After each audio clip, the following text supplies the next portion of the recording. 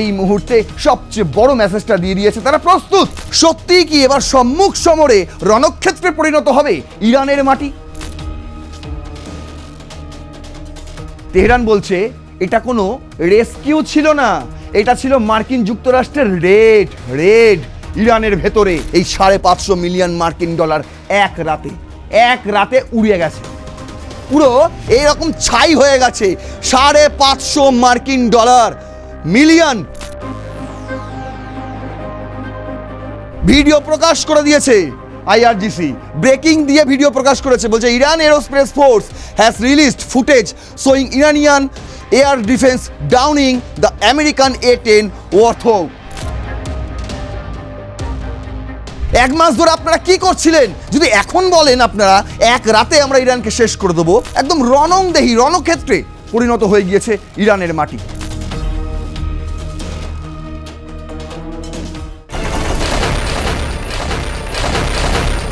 21শে March এই Iran মধ্যপ্রাচ্যে যুদ্ধ চলাকালীন প্রথমবারের মতন আলটিমেটাম দিয়েছিলেন ডোনাল্ড ট্রাম্প 48 ঘন্টা।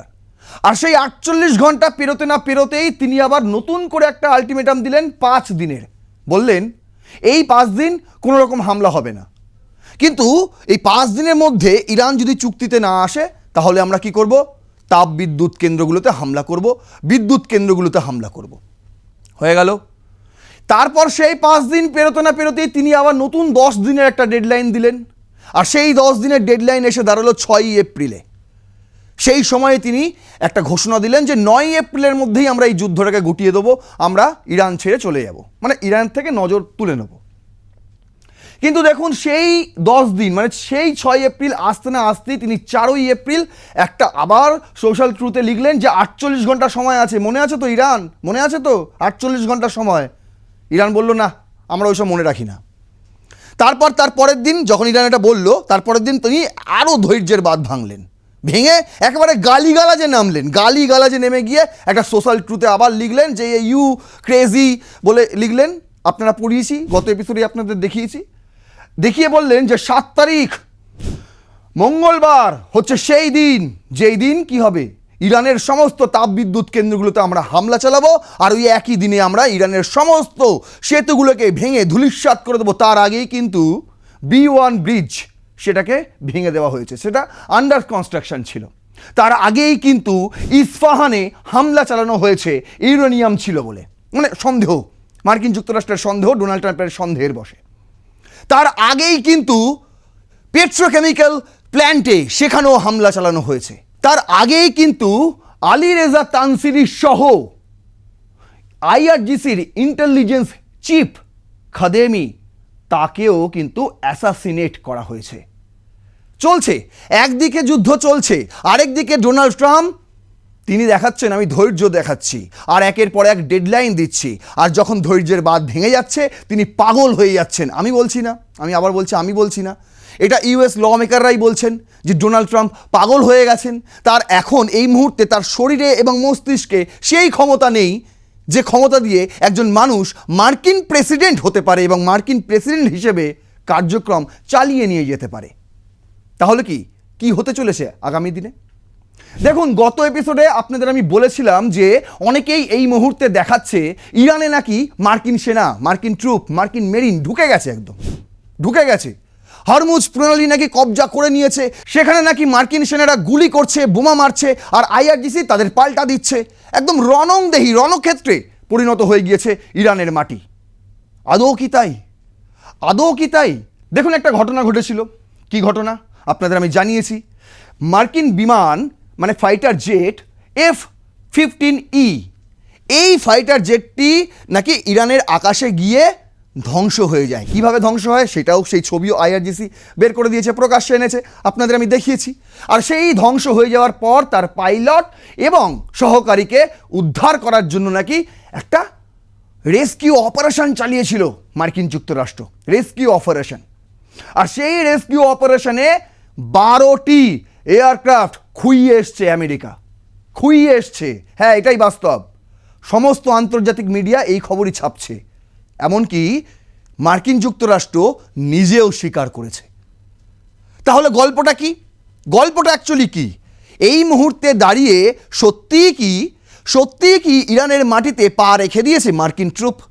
সত্যিই কি এবার সম্মুখ সমরে রণক্ষেত্রে পরিণত হবে ইরানের মাটি? চলুন সেই প্রশ্নের উত্তরই খুঁজব আজকের এই এপিসোডে। শুরু করছি রণক্ষেত্র, আপনাদের সঙ্গে রয়েছে আমি নারায়ণ।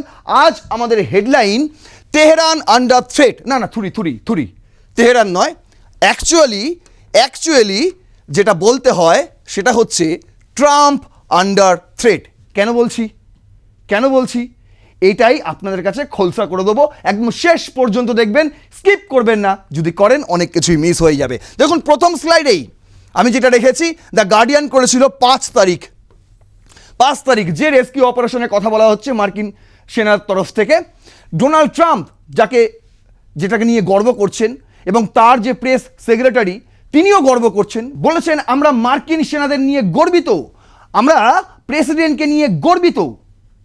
কতটুকু গর্ব রয়েছে এই ঘটনার মধ্যে, সেই ঘটনাটাই আজকে আপনাদের সামনে খোলসা করব এবং শেষ মুহূর্তে দেখাবো যে ট্রাম্পের দেওয়া ডেডলাইন শেষ হওয়ার আগেই ইরানের মাটিতে ঢুকে গেল মার্কিন সেনা। এই প্রশ্নের উত্তর খুঁজবো। আর যেটা আমাদের হেডলাইন আপনাদের দেখালাম যে তেহরান আন্ডার থ্রেট নাকি ট্রাম্প আন্ডার থ্রেট, সেই বিষয়টা খোলসা করব। প্রথমেই রেখেছি দ্য গার্ডিয়ানের সেই হেডলাইন যেখানে বলা হয়েছিল US rescue second crew member of down F-15E fighter jet from Iran. বলছে সেকেন্ড ক্রু মেম্বার, মানে প্রথম ক্রু মেম্বারকে আগেই নাকি উদ্ধার করা হয়েছিল, আর সেকেন্ড ক্রু মেম্বার তাকে উদ্ধার করতে গিয়েই এত কাণ্ড ঘটে গেল। 12টি এয়ারক্রাফট খুইয়ে চলে এলো মার্কিন যুক্তরাষ্ট্র। কোথা থেকে? ইরানের মাটি থেকে। গল্পটা কি ঘটেছিল? প্রথমে ঘটেছিল হচ্ছে 3রা এপ্রিল দক্ষিণ পশ্চিম ইরানের আকাশে একটি আমেরিকান F-15E স্ট্রাইক ইগল গুলি করে নামানো হয়। এটা IRGC দাবি করে যে গুলি করে নামানো হয়। ভাবুন, এয়ার ডিফেন্স সিস্টেম ইরানের নাকি একদম ধ্বংস করে দিয়েছে, কিচ্ছু নেই। তারপরেও IRGC একটা মার্কিন যুদ্ধবিমান F-15E স্ট্রাইক ইগল সেটাকে গুলি করে নামায় এবং ইন্টারসেপ্ট করে। কিভাবে? এয়ার ডিফেন্স সিস্টেম যদি না কাজ করে তাহলে কিভাবে এটা হয়, কিভাবে প্রশ্ন ওঠে। তারপর কি হয়েছিল? এটি ছিল একটি নাইট স্ট্রাইক মিশন যেখানে বাংকার ধ্বংসকারী GBU-28 বোম বহন করছিল বিমানটি। ইস্পাহানে কি ঘটেছিল? ইস্পাহানে ওখানে বাংকার ব্লাস্টার ব্যবহার করা হয়েছিল, আর এইখানে এই যে জেটটি উঠছিল তার মধ্যেও কিন্তু বাংকার ধ্বংসকারী GBU-28 বোম ইউজ করা হয়েছিল, মানে ছিল, ওতে ইউজ করতে যাচ্ছিল, তার আগেই ইন্টারসেপ্ট হয়ে গেছে। বলছে বোমা ফেলতে গিয়ে উচ্চতা বাড়ানোর সময় রাডারে ধরা পড়ে যায় বিমানটি, ইরানের রাডারে ধরা পড়ে যায়, আর তারপরেই ইরানের surface two air missile SAM আঘাতে বিধ্বস্ত হয়। সারফেস টু এয়ার মিসাইল আঘাতে বিধ্বস্ত হয় মার্কিন যুদ্ধ বিমান। তারপর 2জন ক্রু ছিল, 2জনের ভিন্ন পরিণতি হয়, পাইলট দ্রুত উদ্ধার করা হয় কয়েক ঘন্টার মধ্যেই। কিন্তু ওয়েপেন সিস্টেম অফিসার্স যে আর কি ওই বোমটা ওখান থেকে নিক্ষেপ করতো ওই যুদ্ধ বিমান থেকে, তিনি ইরানের ভেতর 48 ঘন্টার মতন আটকে পড়ে। এটা হচ্ছে মার্কিন যুক্তরাষ্ট্রের দাবি। লেখা আছে দ্য গার্ডিয়ানের, এই হেডলাইন দিয়ে সার্চ করুন। আমি এই গল্পগুলো বাংলায় করেছি আপনাদের বোঝানোর জন্য, সময় কম লাগবে সেই কারণে, কিন্তু এই খবরগুলো আমি নিজে থেকে কম্পোজ করিনি, বিভিন্ন আন্তর্জাতিক সংবাদ মাধ্যম থেকে এই তথ্যগুলো আমি নিয়ে সাজিয়েছি, এই কারণে যাতে আরও সংক্ষেপে খুব সহজে আপনাদের বোঝাতে পারি। তারপর কি বলছে, তার অবস্থান জীবিত না মৃত তা নিয়ে তৈরি হয়েছিল অনিশ্চয়তা। তারপর বেঁচে থাকার লড়াই শুরু করেন তিনি। WSO তাকে বলা হয় ওপেন সিস্টেম অফিসার, ব্যবহার করেছিলেন CSEL মানে কমব্যাট সার্ভাইভার এভার্ডার লোকেটর ডিভাইস। এই ডিভাইস ব্যবহার করলে কি হয়, এটি স্যাটেলাইটে এনক্রিপ্টেড সিগন্যাল পাঠায়, মানে মাঝখানে কেউ সেই সিগন্যাল ধরতে পারবে না, পুরোপুরি একদম মার্কিন যুক্তরাষ্ট্রেই যাবে, লোকেশন ট্র্যাক করা কঠিন হয়ে যাবে। কিন্তু তারা যে রিচ করতে চাইছে মার্কিন যুক্তরাষ্ট্রের সেনার সঙ্গে, সেটা তারা পারবে। সীমিত ব্যবহার করে শত্রুর নজর এড়িয়ে যোগাযোগ রাখে CIA এর সঙ্গে, সরাসরি CIA এর সঙ্গে যোগাযোগ রাখছিলেন ওই WSO মানে ওয়েপেন্স সিস্টেম অফিসার। এবার কি হয়, আমেরিকার বৃহৎ রেস্কিউ অপারেশন শুরু হয়, এটা আমেরিকার দাবি। বলছে যুক্ত ছিল কি navy seal team 6, delta force, army rangers, মানে এতগুলো ফোর্স নামিয়ে দেওয়া হয়েছিল ইরানের আকাশে। এয়ার স্পেসে তারা নিয়ে এসেছিল কি বলছে 100+ স্পেশাল অপারেশন ফোর্স ছিল সেখানে, ড্রোন ছিল নিয়ে এসেছিল, ফাইটার জেট নিয়ে এসেছিল, বোম্বার নিয়ে এসেছিল, ট্যাঙ্কার নিয়ে এসেছিল, পূর্ণ এয়ার সাপোর্ট ছিল একদম।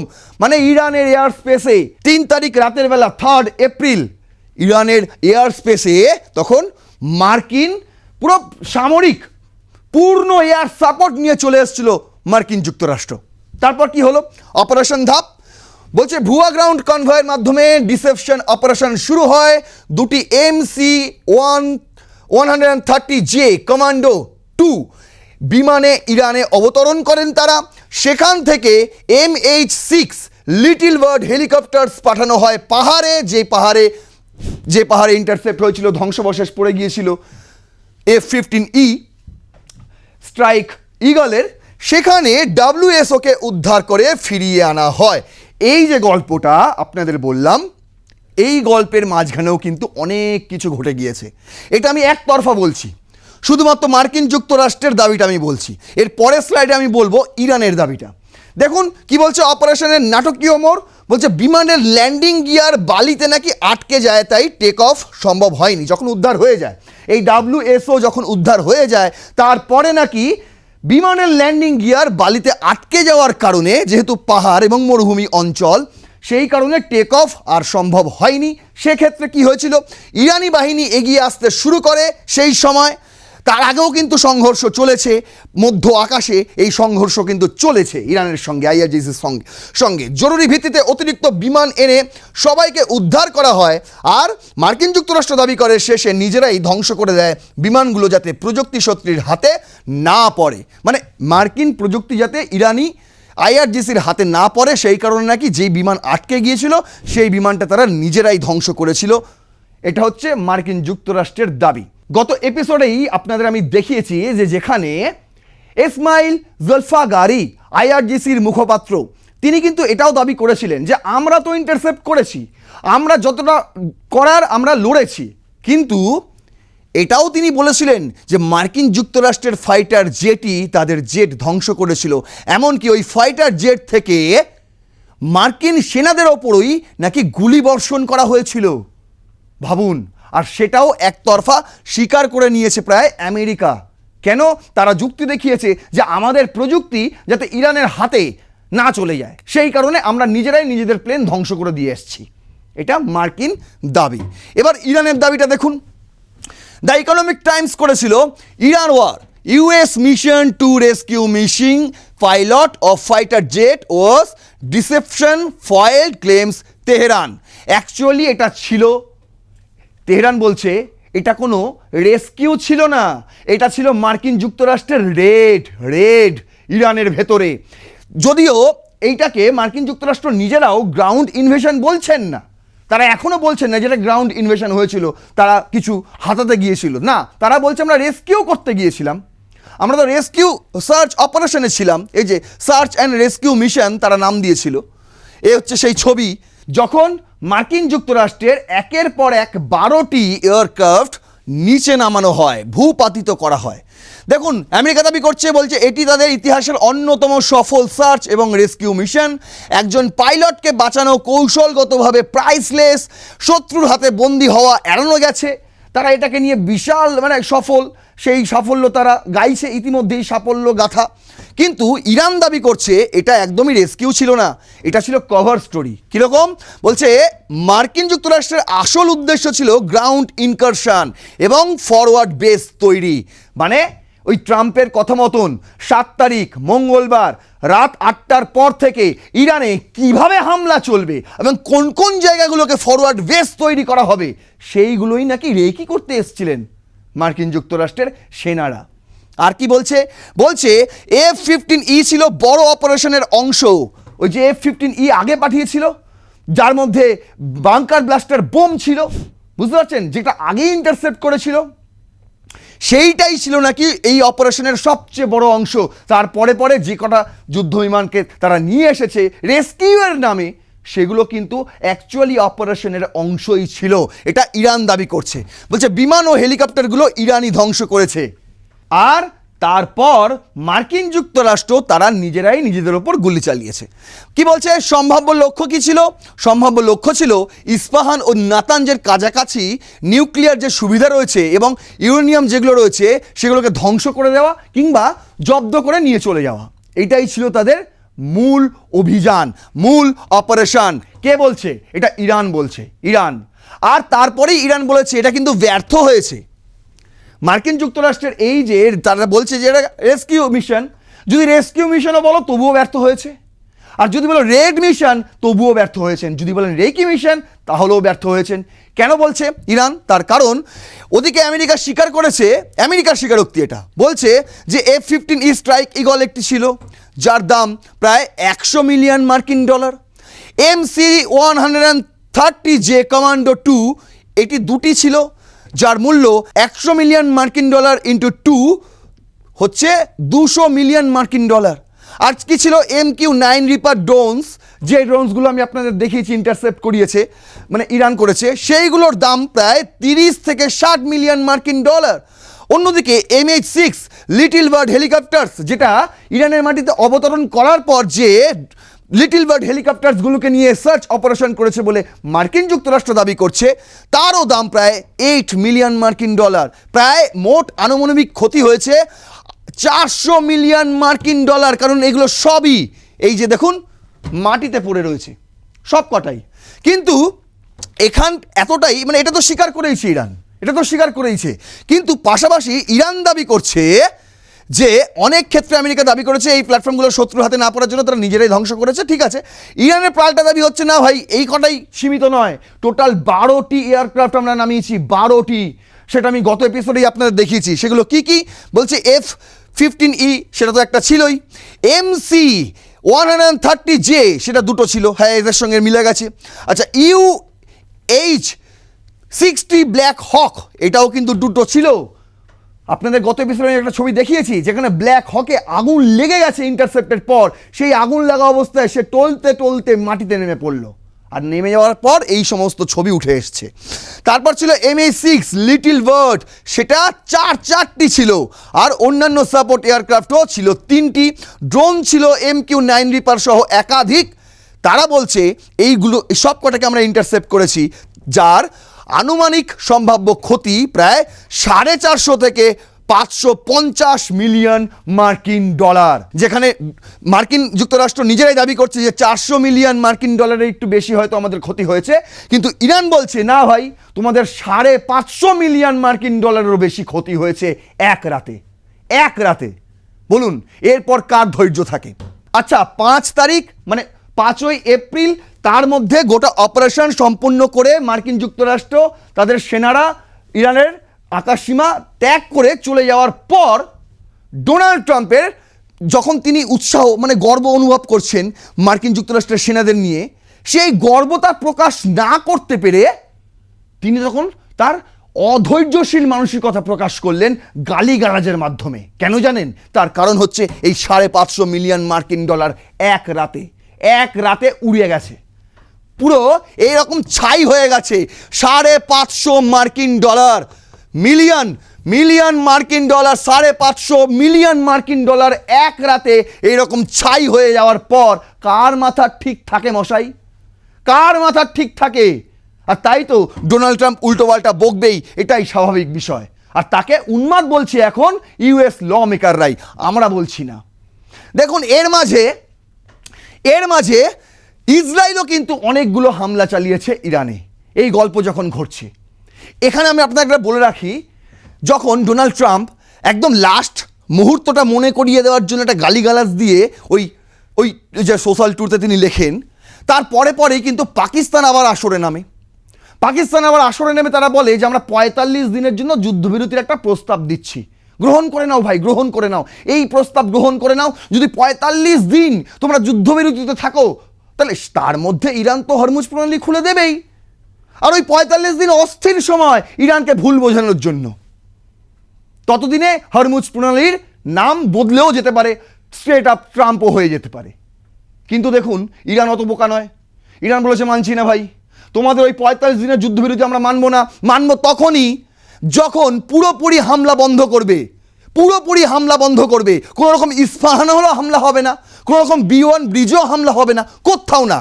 কোনো সর্বোচ্চ নেতা, কোনো IRGCর ইন্টেলিজেন্স চিফ, তাদেরকেও আপনারা মারবেন না, কাউকে মারবেন না, কাউকে অ্যাসাসিনেশন করবেন না, কোথাও হামলা হবে না। একদম একদম ফুল স্টপ করুন, আপনারা যুদ্ধ ফুল স্টপ করুন, তারপর গিয়ে আমরা আলোচনার টেবিলে বসবো। যদি না করেন তাহলে হামলা চলবে, আমাদেরও হামলা চলবে।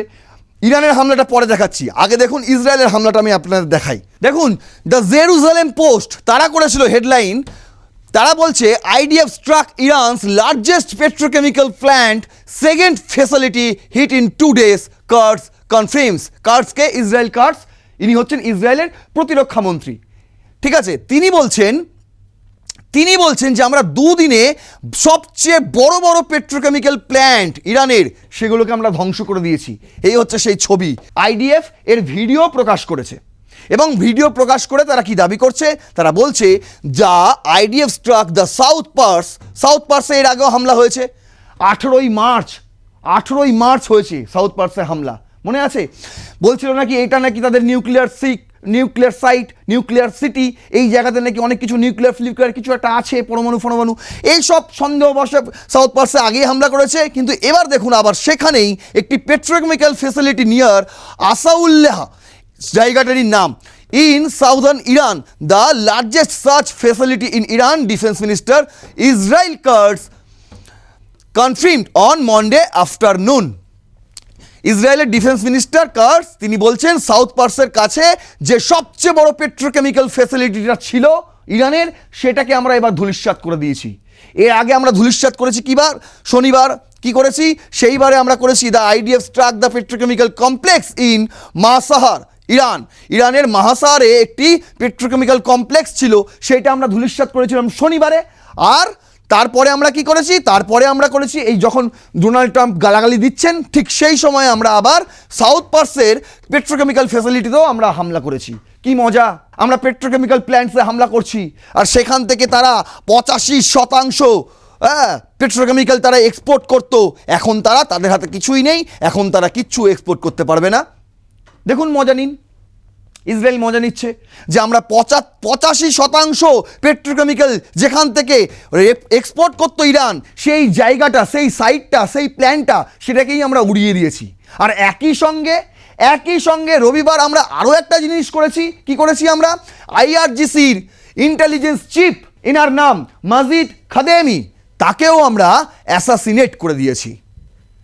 বুঝতে পারছেন? গর্ব করে বলছে ইসরায়েলের ডিফেন্স মিনিস্টার ইসরায়েল কার্টস, তিনি গর্ব করে বলছেন এই কথা, অবশ্যই গর্ব করারই মতন। কিন্তু ওদিকে ইরান বলছে তুমি একদিকে বলছো আলোচনায় বসতে হবে, চুক্তি চাই, হরমুজ প্রণালী খুলতে হবে, আর অন্যদিকে তোমরা আক্রমণের পর আক্রমণ করেই যাচ্ছ। হ্যাঁ, পেট্রোকেমিক্যাল সাইটে হামলা করে যাচ্ছ, তোমরা এখানে হামলা করে যাচ্ছ, ওখানে হামলা করে যাচ্ছ। বলছে কি এই যে মাসারে যেখানে পেট্রোকেমিক্যাল কমপ্লেক্স ছিল, সেইখানে নাকি যা ছিল মজুদ ছিল, সেখান থেকে নাকি অস্ত্রশস্ত্র তৈরি হতো। আর এই সাউথ পার্সের যে পেট্রোকেমিক্যাল ফ্যাসিলিটি ছিল, সেখানে এত কিছু উপকরণ ছিল, এত কিছু উপাদান ছিল, যা দিয়ে নাকি ব্যালিস্টিক ক্ষেপণাস্ত্র, ব্যালিস্টিক মিসাইল তৈরি করা যেত, কাজে লাগতো। এখন তারা ব্যালিস্টিক মিসাইলও তৈরি করতে পারবে না, আর অস্ত্রশস্ত্র তৈরি করতে পারবে না। ইরানের মাজা ভেঙে দিয়েছি আমরা, এই বলে তারা উদযাপন করছে। আর অন্যদিকে দেখুন প্যালেস্টাইন ক্রনিকল, তারা ছাপছে যে তোমরা নাকি ইরানে ঢুকবে সেনাদের নিয়ে। তার আগেই দেখো 100 US soldiers killed in Dubai, IRGC says as ground forces enter war। যখন বলছে মার্কিন যুক্তরাষ্ট্র এবার আমাদের সেনা ঢুকবে ইরানের মাটিতে, তার আগেই মানে যেখান দিয়ে ঢুকবে দুবাই, দেখেন স্ট্রেট অফ হরমুজ, এই যে স্ট্রেট অফ হরমুজ, এই জায়গাটা তাদেরকে নিয়ে এসে জড়ো করিয়েছিল। আর এই জায়গাটা ইরান, আপনারা ভালো করে জানেন এই জায়গাটা ইরান, এই জায়গাটা তাদেরকে নিয়ে এসে জড়ো করিয়েছিল। আর এখানেই নাকি হামলা চালিয়ে দিয়েছিল। আপনাদের আমি দেখিয়েছি প্রথমবারেই, যেদিন হামলা চালিয়েছিল সেদিন IRGC দাবি করেছিল 37 জন মার্কিন সেনাকে আমরা নাকি ওই একটা হামলায় 37 জন মার্কিন সেনা মৃত্যু হয়েছে। যদিও এখনো পর্যন্ত মার্কিন যুক্তরাষ্ট্র এই দাবি স্বীকার করেনি, মানে IRGCর এই দাবি স্বীকার করেনি। তারপরেই দেখুন প্যালেস্টাইন ক্রনিকল, তারা এই খবর ছাপছে আসলে 37 নয়, নাম্বারটা 100 এবং তারও বেশি হতে পারে। এই দেখুন তাদেরকে নিয়ে এসে জড়ো করেছিল এবং সেখানেই হামলা চালিয়ে দিয়েছে। যেখানে জড়ো করিয়েছিল সেখানেই হামলা চালিয়ে দিয়েছে IRGC। শুধু এখানেই নয়, এখানেই নয়, কেন জানেন? এই ইরানের সাউথ পার্সে পেট্রোকেমিক্যাল ফেসিলিটিতে হামলা চালানোর পর ইসরায়েলের এমন উদযাপন কেন জানেন? আসলে তো উদযাপন নয়, আসলে তারা বলতে চাইছে আমরা পাল্টা দিয়ে দিলাম। সেখানে দাঁড়িয়ে নিজের মনকে একটা সান্ত্বনা দেওয়া আর কি, সান্ত্বনা দেওয়া যে হ্যাঁ হ্যাঁ ওরা করেছে আমরাও করে দিলাম। ইরান কি করেছে দেখুন, দেখুন ইরান নিজে থেকেই জানিয়েছে, IRIB থেকে টুইট করে প্রথমত জানিয়েছে তোমরা F-15E এর কথা স্বীকার করছো, কিন্তু A-10 ওয়ার্থহক তার কথা তো স্বীকার করছো না। সেটাও তো আমরা নামিয়ে দিয়েছি, সেটাও তো আমরা ইন্টারসেপ্ট করেছি। ভিডিও প্রকাশ করে দিয়েছে IRGC, ব্রেকিং দিয়ে ভিডিও প্রকাশ করেছে, বলছে Iran aerospace force has released footage showing Iranian air defence Downing the American A-10 ওয়ার্থহক। বুঝতে পারছেন? এই ভিডিও এখন সোশ্যাল মিডিয়া ভাইরাল, আপনারা দেখতে পারেন। এই ধরনের অনেক ভিডিওই তারা প্রকাশ করছে এবং পুরো নাম ধরে ধরে, এটা A-10 এর ভিডিও, এটা F-15 এর ভিডিও, নাম ধরে ধরে তারা প্রকাশ করছে মার্কিন যুক্তরাষ্ট্রের এবং ইসরায়েলের। দেখুন তারপরে এটাও একটা তারা প্রকাশ করেছে, বলছে an Iranian drone strike destroyed an American CH-47 Chinook in Kuwait yesterday. কুয়েতে চিনুক যে এয়ারক্রাফট রয়েছে মার্কিন যুক্তরাষ্ট্রের, সেই এয়ারক্রাফটের অবস্থা দেখুন, ছবি ছেড়েছে। IRGC এই ছবি টুইট করে দেখিয়েছে যে দেখুন কি অবস্থা। চিনুক নিয়ে আপনাদের প্রচুর অহংকার না, প্রচুর গর্ব, দেখুন চিনুকের কি অবস্থা করে দিয়েছি আমরা। আচ্ছা, তারপর বলছে in response to attack on Iran petrochemical facilities and B1 bridge, মানে এটা কিন্তু এইটা মানে মাসাহারে যেটা করেছিল, এটা তো তার পরে হয়েছে, সাউথ পার্সে তো তার পরে হয়েছে।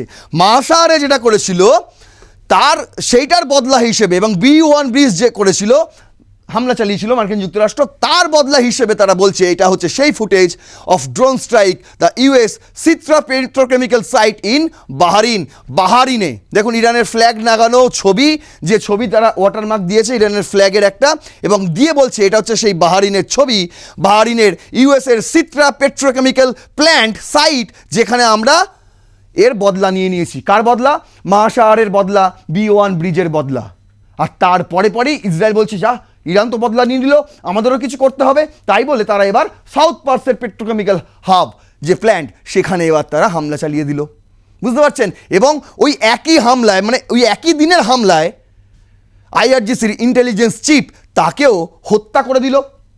এখানেই শেষ নয়, দেখুন এরপর এর আগে আগে যত হামলা করেছিল IRGC, সেই সমস্ত স্যাটেলাইট ফুটেজও তারা এবার সামনে নিয়ে এসছে। এটা হচ্ছে বাহারিনের মানামা বেস, 1 মার্চ হামলা চালিয়েছিল। দেখুন কি অবস্থা, দেখুন কি অবস্থা। এ হচ্ছে স্যাটেলাইট ফুটেজ। এটা হচ্ছে কুয়েতের আলী আল সালেম বেস, মার্চ 1 মানে 1 মার্চে এখানেও হামলা চালিয়েছিল। দেখুন কি অবস্থা, পুরো মার্ক করে করে দেখিয়ে দিয়েছে, দেখুন কি অবস্থা। এটা হচ্ছে ওয়ার্নিং র্যাডার কাতার, এটা হচ্ছে মার্চ 3 মানে 3 মার্চে এই হামলা চালিয়েছিল যে র্যাডারটায়। এই হচ্ছে সেই র্যাডারের ছবি এখন এই মুহূর্তে দাঁড়িয়ে, স্যাটেলাইট ফুটেজ। এটা হচ্ছে প্রিন্স সুলতান বেস সৌদি আরবের, যেটা 5 মার্চ হামলা চালিয়েছিল, তার ছবি হচ্ছে এইটা। এই ছবিগুলো এখন প্রকাশ্যে এনেছে IRGC। আর তাতে এইসব দেখার পর কারোর মাথা ঠিক থাকে? আরে তারা তো যুদ্ধ করতে আসেনি, তারা তো প্রথমেই বলেছিল আমরা যুদ্ধ চাই না, কিন্তু আমরা তৈরি আছি, 20 বছর ধরে আমরা তৈরি হয়েছি। আমরা জানি কোনো না কোনো দিন মার্কিন যুক্তরাষ্ট্র এবং ইসরায়েল আমাদের ওপর হামলা করবে। এতদিন তারা এটা বাস্তব হবে বলে বুঝতে পারিনি। তার কারণ কি? তার কারণ ডোনাল্ড ট্রাম্প চলে গিয়েছিলেন, তার বিদায় হয়ে গিয়েছিল। হয়তো ভেবেছিল ডোনাল্ড ট্রাম্পের বিদায় হয়ে গেছে, ইসরায়েল আর কোনো মার্কিন যুক্তরাষ্ট্রের মাথা খেতে পারবে না। ইসরায়েল যে ডোনাল্ড ট্রাম্পকে উৎসাহিত করবে ইরানের ওপর হামলা করার জন্য, এটা কিন্তু তারা অনেক আগে থেকেই টের পেয়েছিল। এবার আপনাদের দেখাচ্ছি, দেখুন এই মুহূর্তে কি অবস্থায় দাঁড়িয়ে আপনি যদি এই ভিডিওটি 7 এপ্রিল রাতে দেখেন, তাহলে আপনাকে বলে রাখি যে ট্রাম্পের দেওয়া ডেডলাইন শেষ হতে চলেছে মার্কিন সময়ে 7 এপ্রিল রাত 8টায়। মানে আপনি ভারতীয় যদি ঘড়িতে দেখেন, ভারতীয় সময় 8 তারিখ ভোরবেলায়, হ্যাঁ, বাংলাদেশি সময়ও 8 তারিখ ভোরবেলায়। তাহলে সেই সময়ের জন্য আমাদের এখন ওয়েট করতে হবে কি হয়। মার্কিন যুক্তরাষ্ট্র আদৌ ট্রুপ পাঠায়, কিভাবে হামলা করবে, কতগুলো সেতুতে ভাঙবে তারা, এবং কোন কোন তাপবিদ্যুৎ কেন্দ্রগুলোতে হামলা করে দেবে, সেই সমস্ত কিছু আমাদের জানা দরকার। জানা দরকার। দেখুন লাস্ট মুহূর্তে এসে কোথায় দাঁড়িয়েছে, বলছে Iran defend as Trump wants entire country could be taken out if no deal reached by Tuesday। বলছে পুরো দেশটাকে ধ্বংস করে দেবো, পুরো দেশটাকে। এখানেই থামেননি ডোনাল্ড ট্রাম্প, তিনি তার যে অহংবোধ ঔদ্ধত্য সেটাকে আবার আরেকবার প্রকাশ করে তিনি বলছে, দেখুন এনডিটিভি ওয়ার্ল্ড করেছে, খুব সুন্দর লিখেছে, একদম কোট আনকোট ছেপে দিয়েছে ইউএস প্রেসিডেন্টের সেই বক্তব্য, যেখানে তিনি বলছেন I mean complete demolitions by 12 o'clock midnight and it will happen over a period of 4 hours if we wanted to, he said।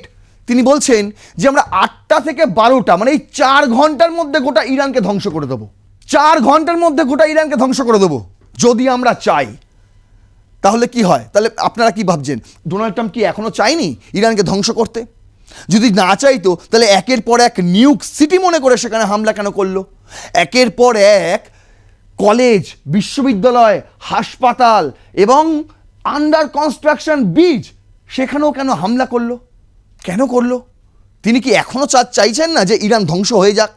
যদি না চায় তাহলে তিনি কেন এই বক্তব্য রাখবেন যে আমরা ইরানকে প্রস্তর যুগে পাঠিয়ে দেবো? ভাই একটা কথা বলি, 1 মাস অতিক্রান্ত, এখনো যদি ডোনাল্ড ট্রাম্প বলে এক রাতে আমরা ইরানকে শেষ করে দেবো, তাহলে 1 মাস ধরে কি করছিলেন? মানে এর চেয়েও খারাপ ভাষা বলা যায়, আমি বলছি না। 1 মাস ধরে আপনারা কি করছিলেন? যদি এখন বলেন আপনারা এক রাতে আমরা ইরানকে শেষ করে দেবো, তাহলে তো এতগুলো রাত চলে গেল। কোথায় ঘুমিয়েছিলেন ভাই? কোথায় ঘুমিয়েছিলেন ডোনাল্ড ট্রাম্প? এখন ঘুম ভেঙেছে নাকি ধৈর্যের বাঁধ ভেঙেছে? কোনটা? নাকি মাথাটা পুরোপুরি গেছে যে 1 মাস ধরে একটা এই দেশকে শেষ করতে পারে না, একটা হরমুজ প্রণালী খুলতে পারে না, সে নাকি এক রাতে সব শেষ করে দেবে? কি ঔদ্ধত্য! মানে একটা ঢপ মারারও একটা জায়গা থাকে, তাই না? একটা লিমিট থাকে, হিপোক্রেসিরও একটা লিমিট থাকে। ডোনাল্ড ট্রাম্পের কোনো কিছুরই লিমিট নেই। দেখুন তিনি কি বলছেন, Trump's deadline looms, US president Donald Trump said Iran could be taken out in 1 night. এক রাতে শেষ করে দেবে। ভেনেজুয়েলা ভেবেছে, কবে থেকেই তো ভেনেজুয়েলা ভেবেছিলিস ভাই, 1 মাস হয়ে গেছে, এখনো সেই এক রাত এলো না যেই এক রাতে ইরান শেষ হবে। দেখতে থাকুন যে 7 তারিখ কি হয়, মানে মঙ্গলবার, মানে বাংলাদেশ এবং ভারতীয় সময় বুধবার ভোরের সময় কি হয় দেখতে হবে। বলছে which might be Tuesday, a deadline he set for Iran to reopen the Strait of Hormuz। Invasion করে দাও, মার্কিন যুক্তরাষ্ট্রের সেনাকে পাঠিয়ে দাও হরমুজে, দেখো কি হয়। ওখানে যে মাইনগুলো পুঁতে রেখেছে সেগুলোকে আগে তুলে বার করো, দেখি কত ক্ষমতা। বলছে attacks on infrastructure, Trump's retreated threats to hit Iran bridge and power plants, claiming the Iranian people would be willing to suffer if it eventually secured their freedom. Tehran warned the consequence of such will stretch beyond the region। তিনি তো আগে থেকেই বলেছে ইনফ্রাস্ট্রাকচারে হামলা চালাবো, power plant day হবে, bridge day হবে, কবে? টুইসডে। বলছে কি ইরানিয়ান পিপল যারা সাফার করছে এর ওপর দিয়ে, তারা কিন্তু শেষমেশ স্বাধীনতাই চায়। ওনাকে কানে কানে গিয়ে বলে এসেছিল ইরানের বাসিন্দারা যে আমরা স্বাধীনতাই চাই, তোমরা ইরানকে ধ্বংস করে দাও, আমাদের স্বাধীন করে দাও। মানে কি, আমি যে বাড়িতে থাকি সেই বাড়িটা তোমরা বোমা মেরে উড়িয়ে দাও, তাতে আমি স্বাধীন হয়ে যাব। মানে উনি নিজে পাগল এবং সবাইকে পাগল মনে করেন। এই বক্তব্য রাখার পর এটাই বোঝা যায় যে উনি নিজে পাগল এবং সবাইকে উনি পাগলই মনে করেন। আপনারা আমি দেখেছিলাম না সেই ছবি, এই মুহূর্তে ইরানবাসীদের কি অবস্থা। যে ইরানবাসী এই সুপ্রিম লিডারের বিপক্ষে চলে গিয়েছিল, একের পর মানে জিনিসের দাম বাড়ছে, তেলের দাম বাড়ছে, নিত্য প্রয়োজনীয় জিনিসের দাম বাড়ছে, সেই কারণে তারা কিন্তু একটা সরকার বিরোধী মনোভাবে এসেছিল এবং দেশ জুড়ে বিক্ষোভ শুরু হয়েছিল। এখন সেই সমস্ত বিক্ষোভকারীরাই আইআরজিসির পাশে এসে দাঁড়িয়েছে এবং ইরানের পতাকা নিয়ে মার্চ করছে। বুঝতে পারছেন কতটুকু পরিবর্তন করে দিয়েছে ডোনাল্ড ট্রাম্প ইরানকে? আর এই সব করার পর তিনি এখন বলছেন যে হ্যাঁ আমরা কিন্তু একদম হামলা করব, ব্রিজে হামলা করব, পাওয়ার প্ল্যান্টসে হামলা করব, কারেন্ট পাবেন না আপনারা, আর কি হবে, ব্রিজ দিয়ে যাতায়াত করতে পারবেন না, ঘরে বসে থাকবেন। এতে কিন্তু ইরানের বাসিন্দারা ফ্রিডম পেয়ে যাবে। মানে কেমন ফ্রিডম ভাই, এটা কী ধরনের ফ্রিডম? যাই হোক, এবার বলছে আইডিএফ ওয়ার্নিং করেছে। ওদিকে তো মার্কিন যুক্তরাষ্ট্র করছে, এদিকে আবার আইডিএফও করছে। কি করছে? বলছে ahead of Trump's deadline, Israel's military warned Iranians not to use trains and stay away from railway lines. Hi ভাই, এ আবার কি কথা? আমি রেলে চড়বো না, ট্রেনে যাব না। তারা বলছে ট্রেনে উঠবেন না এবং রেল লাইন আপনারা উপেক্ষা করুন। কেন? তার কারণ হচ্ছে নাকি ট্রেনেই হামলাটা করবো এবার। ইসরায়েল বলছে এবার ট্রেনে হামলা করব, যে ট্রেনে মানে সাধারণ বাসিন্দারা যায়, সাধারণ মানুষরা যায়। মানে ট্রেন কারা ইউজ করে বলুন তো? কারা ইউজ করে ট্রেন? আইআরজিসির কোনো সেনা প্রধান, আইআরজিসির কোনো সেনা কিংবা মোস্তফা খামেনি তো আর ট্রেনে করে যাবেন না। তাহলে ট্রেনে হামলা করার মানেটা কি? এই ওয়ার্নিং দেওয়ার মানেটা কি? এই ওয়ার্নিং দেওয়ার মানেটা কি? এই সাধারণ মানুষের ক্ষতি করে সাধারণ মানুষকে স্বাধীনতা দেবেন? এটা কেমন স্বাধীনতা? যাই হোক, বলছে the warning was issued on x which like the rest of western internet in blocked across Iran. যদিও এই মুহূর্তে ইরানে ইন্টারনেট ব্লক করা হয়েছে, তাই তারা ফরাসি ভাষায় টুইট করেছে। আর সেই ফরাসি মিডিয়াগুলোতে দেখা খবর এখন ইরানেও সম্প্রচার হচ্ছে, তাই তারা দেখতে পাচ্ছে এই খবর, তারা জানতে পারছে হ্যাঁ আইডিএফ বলেছে যে কোনো ট্রেনে না উঠতে, কোনো রেল লাইনের আশপাশে না যেতে, তাহলে আমাদের ওপরও নাকি বোমা এসে পড়বে, মিসাইল এসে পড়বে। আরেকটা কথা শুনছি নাকি মোস্তফা খামেনি তিনি নাকি শারীরিকভাবে ভীষণ অসুস্থ, তাকে নাকি তার কি বলবো একের পর এক হামলায় তার নাকি একবার পা বাদ চলে যায়, একবার মাথা বাদ চলে যায়, একবার ডান হাত বাদ চলে যায়। মানে মার্ক রুবিও থেকে শুরু করে পিট হেগজেট তারা প্রতিদিন এক কথা বলেছিল। প্রতিদিন মার্কিন যুক্তরাষ্ট্রের প্রেসিডেন্ট তিনি তো বারবার দাবি করেছিলেন যে মোস্তফা খামেনিকে আমরা শেষ করে দিয়েছি, তিনি শেষ করে দিয়েছেন বলে দিয়েছেন। কিন্তু দেখুন সেই মোস্তফা খামেনির ছবি আইআরজিসি প্রকাশ করে। আমি আপনাদের গত এপিসোডে এই ভিডিও দেখিয়েছিলাম যে ডায়মনা নিউক্লিয়ার রিয়েক্টর, যেখানে হামলার জন্য ইসরায়েলের ডায়মনা সিটি, নিউক সিটি বলা হয়, সেখানে হামলার জন্য যে পরিকল্পনা হচ্ছিল, এখানে দেখুন আইআরজিসি কর্মকর্তারা রয়েছে, তাদেরকে ব্লার করে দেওয়া হয়েছে। শুধু মোস্তফা খামেনিকে দেখানো হয়েছে এই ভিডিওটিতে। সেই ভিডিওটিতে কিন্তু মোস্তফা খামেনিকে প্রথমবারের মতন ইরান সবার সামনে নিয়ে আসলো এবং এটা কিন্তু বলা হচ্ছে, দেখুন সিএনএন ওয়ার্ল্ড করছে এই খবর, যেখানে মোস্তফা খামেনি একটি স্টেটমেন্ট দিয়েছে এই মুহূর্তে দাঁড়িয়ে। কি বলেছেন তিনি? বলছেন Mostafa Khamenei has said in a statement that Iran's forces will not to be deterred by the assassinations of commanders. আপনারা মেরে ফেলুন না, যাকে ইচ্ছা মারুন, যাকে ইচ্ছা অ্যাসাসিনেট করুন, কিচ্ছু যায় আসে না। আমাদের একটা আর্মি নয়, আমাদের একজন কমান্ডার নয়, আমরা আপনাদের সঙ্গে যুদ্ধ করার জন্য 20 বছর ধরে প্রস্তুতি নিয়েছি। কি ভাবছেন অন্তত 20টা ইউনিট তো তৈরি করে রাখবই, তাই না? না হলে এই কথা বলার সাহস কোথা থেকে পায়? একের পর এক আপনারা অ্যাসাসিনেশন করে দিন, তাতে আমাদের কিচ্ছু যায় আসে না, আমরা আমাদের লড়াইটা লড়ে যাব। কে বলছেন? Mostafa Khamenei. গতকাল আপনাদের আমি ফুটেজ দেখিয়েছি, আজ তার বক্তব্য শোনাচ্ছি। সিএনএন ওয়ার্ল্ড করেছে এই খবর, আমি নিজে থেকে কম্পোজ করিনি, আমি বারবার বলছি। এই লাইন দিয়ে আপনারা সার্চ করুন, এই হেডলাইন দিয়ে আপনারা সার্চ করুন, দেখবেন এই লাইনগুলো আপনারা পেয়ে যাবেন, যেখানে সুপ্রিম লিডার এই মুহূর্তে মোস্তফা খামেনি ইরানের, তিনি বলছেন যে not to be deterred by the assassination of commanders, and Iranian minister urged youths to from human chain at the power plants. তারাও এবার তৈরি হচ্ছে, প্রস্তুতি নিচ্ছে। কিভাবে? সাধারণ মানুষদের বলছে, যুবক যারা, তরুণী যারা, তাদেরকে বলছে এবার যে তোমরা তো নেমেছো ভাই আইআরজিসির সাপোর্টে, তোমরা তো রাস্তায় নেমেছো, এবার তোমরা আরও একটা কর্তব্য পালন করো। কি সেই কর্তব্য? বিভিন্ন পাওয়ার প্ল্যান্টে গিয়ে হিউম্যান চেন তৈরি করো, দেখি তারা কিভাবে মিসাইল ছোড়ে। এই আর্জ করেছেন কে? একজন ইরানিয়ান মিনিস্টার। এবং মোস্তফা খামেনি এই মুহূর্তে সবচেয়ে বড় মেসেজটা দিয়ে দিয়েছে, তারা প্রস্তুত, ঢুকিয়ে দিন মার্কিন সেনা, ফেলে দিন মিসাইল, করুন বোম্বার, যা ইচ্ছা তাই করুন, আমরা মাথা ঝোঁকাবো না। একাই তো দম বলে, তাই না? একটা ইরান ইসরায়েল আমেরিকাকে বুঝে নিচ্ছে ভাই, আর সেখানে দাঁড়িয়ে ডোনাল্ড ট্রাম্পের মাথাই নষ্ট। তিনি এখন আবোল তাবোল বকে যাচ্ছেন, যা মুখে আসছে তাই বলে যাচ্ছেন। অন্যদিকে ইরান আরও একটা থ্রেট দিয়ে দিয়েছে, পাল্টা থ্রেট, বলছে তোমরা যা ইচ্ছা করার করো, আমাদের যদি একটা সেতু ভাঙে আমরা সমস্ত সেতু ভেঙে দেবো। ওই 8টা সেতু বলেছি গলফ নেশনের, 8টা সেতু লিস্ট করে দিয়ে দিয়েছে তারা, যে একদম লিস্ট বানিয়ে দিয়েছি, দেখে নিন, আপনারা একটা করে সেতু আমাদের ভাঙবেন, আমরা একটা করে সেতু ভাঙবো। আচ্ছা, অন্যদিকে ওই যে ইউএস বেস, হ্যাঁ, বিভিন্ন টেকনোলজি কোম্পানিগুলি, আমি নামগুলো নিচ্ছি না এই মুহূর্তে, প্রায় 18টি কোম্পানি, তাদেরও লিস্ট দিয়ে দিয়েছে আইআরজিসি, তাদেরও লিস্ট দিয়ে দিয়েছে, বলছে তোমরা হামলা চালাও আমাদের পাওয়ার প্ল্যান্টে, আমরা ওখানে একটা করে হামলা চালাবো।